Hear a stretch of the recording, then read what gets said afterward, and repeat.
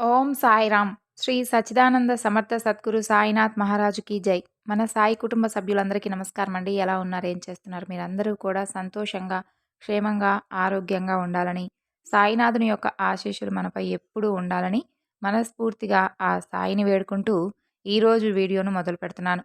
ఈరోజు వీడియో ఏమిటి అంటే బాబాగారు మనకు ఒక అద్భుతమైనటువంటి సందేశాన్ని తెలియజేయబోతున్నారు. ఈ క్షణమే నీ సాయి నుదుటిని తాకు. నీకు ఎంతో అమూల్యమైనటువంటి గొప్ప వరం లాంటి మాటలను ఒక సందేశంలా చెప్తానని బాబాగారు అంటున్నారు. మరి ఆ సందేశం ఏమిటి? బాబాగారు దేనిని ఉద్దేశించి మనకి ఈ సందేశాన్ని తెలియజేయబోతున్నారనే విషయాన్ని తెలుసుకుందాం. తప్పకుండా వీడియో కనుక నచ్చినట్లయితే లైక్ చేయడం మాత్రం మర్చిపోకండి ఫ్రెండ్స్. అలాగే మొదటిసారి మన ఛానల్ చూస్తున్న వారైతే ఛానల్‌ను సబ్స్క్రైబ్ చేసుకోండి. ఈ క్షణమే నీ సాయి నుదుటిని తాకి నీ మనసులో ఉన్నటువంటి ఎన్నో ఆందోళనలకు ముగింపు పలుకు. అవి ఏమిటి అంటే, అనవసరమైనటువంటి విషయాల యందు ఎక్కువగా దృష్టి సారిస్తూ ఉన్నావు. నీ అమూల్యమైనటువంటి సమయాన్ని వృధా చేసుకుంటూ ఉన్నావు. దానివలన నీకు ఏమాత్రం కూడా లాభం లేదు. ముందు ఒక మార్గాన్ని ఎంచుకున్నప్పుడు దానికి మొదట్లో కాస్త శ్రమించవలసినటువంటి అవసరం ఉంటుంది కదా! ఆ పనియందు దృష్టి సారించాలి. నీవు సాధించగలను అనేటటువంటి ధైర్యం నీకు ఉండాలి. పట్టుదల ఉండాలి. ఆ తరువాత అందుకు తగినటువంటి శ్రమ చేయాల్సి ఉంటుంది. తరువాత భారం నాపై పెట్టాలి. మిగతా అంతా కూడా ఆ తరువాత కథ నేను నడిపిస్తాను. నిరంతరము కష్టపడుతూ నీ వంతుగా నీవు చేయవలసినటువంటి పని అదే. ఆ పనికి తగినటువంటి ఫలితాన్ని ఇవ్వడం నా వంతు. నీకంటూ నీ జీవితానికి ఒక మంచి లక్ష్యాన్ని పెట్టుకున్నావు. ఆ లక్ష్యం కోసం ఎన్నో రోజులుగా పోరాడుతూ, శ్రమిస్తూ ఉన్నావు. ఏం చేస్తే అందులో విజయాన్ని సాధిస్తానా అనేటటువంటి కొత్త కొత్త ఆలోచనలు చేయాలి కానీ, అవి కాకుండా లేనిపోనటువంటి ఆందోళనలు అన్నీ కూడా నీ మనసులోకి తెచ్చుకుంటూ, విపరీతంగా ఆలోచిస్తూ, ఎంతో భయపడిపోతూ ఉన్నావు. ఎవ్వరూ కూడా నిన్ను ఏమీ చేయలేరు. కొందరు నిన్ను ఎగతాళి చేస్తున్నారని చెప్పి భావిస్తూ వారి కోసం ఆలోచిస్తావా? నీ చుట్టూ ఉండే వారి కోసం, వారి మాటల ప్రభావం కూడా నీపై పడుతూ ఉండడం వలన నీవు రాను రాను ఎక్కువగా ఆలోచిస్తూ ఉన్నావు. కొంత మానసికంగా కూడా నీ మనసు గాయపడుతుంది. కొందరు నిన్ను దెబ్బతీసేలా, నీ ఎదుగుదలను తట్టుకోలేక కావాలని నిన్ను హేళన చేస్తూ ఉంటారు. దాన్ని కూడా నీవు ఎక్కువగా ఎందుకు ఆలోచిస్తున్నావు? నీ పనిలో ఏదో ఒక ఆటంకాలను, లేదంటే దాని యందు నీ దృష్టిని మరల్చేందుకు కొన్ని ప్రయత్నాలు చేస్తూ ఉంటారు. అలాంటి వారి గురించి ఆలోచించవద్దు. అందులో ఆ మాయలో మాత్రం నీవు ఎప్పుడూ కూడా కూరుకుపోవద్దు. నీవు ప్రతి క్షణం కూడా గమనిస్తూ ఉండు.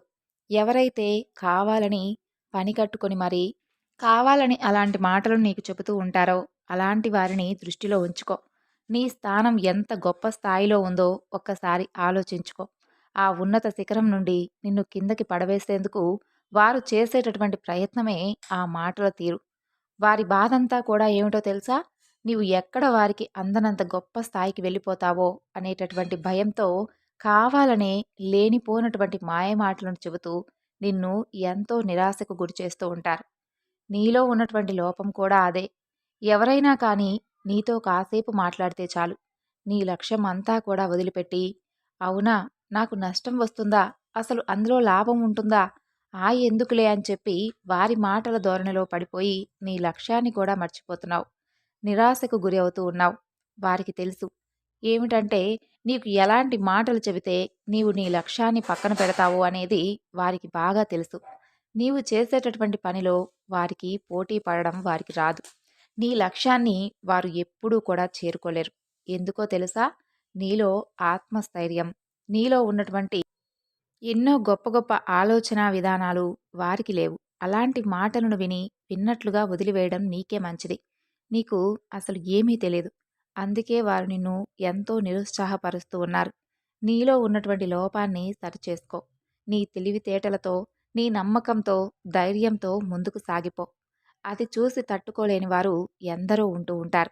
వారి మాటలకు మాత్రం అక్కడే ఆగిపోయి, నీ భవిష్యత్తును నువ్వే నాశనం చేసుకుంటావు అంటే, అందుకు నేను మాత్రం ఏం చేయగలను చెప్పు? నీకోసం ఎన్నో సూచనలు తెలియజేస్తూ ఉంటాను. కానీ నీవు వాటిని జాగ్రత్తగా తెలుసుకొని, అలాంటి వారి దగ్గర జాగ్రత్తగా ఉండాలి కదా! ఇక నీ విజయంతో సమాధానం ఇవ్వాలి. నీవే నిర్ణయించుకో. నేను నీకు మార్గం చూపేటటువంటి తండ్రిలా మంచి చెబుతాను. నువ్వు ఏం చెయ్యాలో తప్పకుండా తెలియజేస్తాను. నీవు ఆ దారిలో వెళ్ళు. నేను కూడా నీవు నీ పనియందు నీవు శ్రద్ధ చూపించే విధంగా గొప్ప శక్తిని ఇస్తాను. ఎవరైతే నిన్ను నీ లక్ష్యాన్ని అడ్డుపడుతూ నీకు బాధ కలిగించేలా చేస్తూ సునకానందాన్ని పొందుతూ ఉంటారో అలాంటి వారికి ఏ విధంగా బుద్ధి చెప్పాలో నాకు బాగా తెలుసు. నీవు ధైర్యంగా నీ పని నువ్వు చూసుకుంటూ ఉండు. ప్రతిరోజు కూడా నాకంటూ ఎంతో సమయాన్ని కేటాయిస్తున్నావు. అందుకు నీకు కృతజ్ఞతలు. నీవు నన్ను ప్రతిరోజు కూడా ప్రార్థిస్తూ ఉన్నావు. బాగానే ఉంది. నీ బాధలు, సమస్యలు దూరం చేయమని చెప్పి ఎంతో దీనంగా నాకు ప్రతిరోజు చెబుతూనే ఉంటావు. నన్ను నమ్ముతున్నావు. నాపై నమ్మకం ఉంది అంటూనే మరలా నీ సమస్యను, నీ కష్టాలను చూసి భయపడిపోతున్నావు. నీవు చేరుకోవాలనుకున్నటువంటి లక్ష్యంపై అపనమ్మకంతో దానిని ఏమాత్రం కూడా పట్టించుకోకుండా వృధా చేస్తున్నావు. అదంతా కూడా కేవలం ఒక మాయ. ఆ మాయలో కనుక నీవు పడిపోతే, ఆ ఊబిలో నీవు చిక్కుకుపోతే చాలా కష్టం చెబుతున్నాను. కష్టం అనేది ఎప్పుడూ శాశ్వతం కాదు. సంతోషాన్ని ఎలా స్వీకరిస్తావో, కష్టాన్ని కూడా సవాలుగా ఎదుర్కొని, వాటి నుండి నీవు పోరాడుతూ గొప్ప లక్ష్యాన్ని నీవు చేరుకోవాలి. సమస్యను నాకు విన్నవించుకున్న తర్వాత కూడా ఇంకా ఆలోచిస్తే ఎలా చెప్పు? ముందు అనవసరమైనటువంటి ఆలోచనలను నీ బుర్ర నుండి బయటకు పంపించేసాయి. లేదంటే మిమ్మల్ని ఎక్కువగా పట్టి కుదిపేస్తూ ఉంటుంది. నీ మనసులో ఉన్నటువంటి బాధంతా కూడా కొండంత అండగా, నీకు రక్షగా, నీ గురువుగా నేను చెప్తున్నాను. నేనున్నాను నీకు తోడుగా. ఎక్కువగా ఆందోళన చెందవలసినటువంటి అవసరం లేదు. నీకు నాపై నమ్మకం లేదా? లేక ఆ బాధ నుండి, ఆ లక్ష్యంలో నీవు విజయం సాధిస్తానా లేదా అనేటటువంటి అపనమ్మకం ఎక్కువగా ఉందా? నీ సమస్యకు తగినటువంటి పరిష్కారం తప్పకుండా చూపిస్తాను.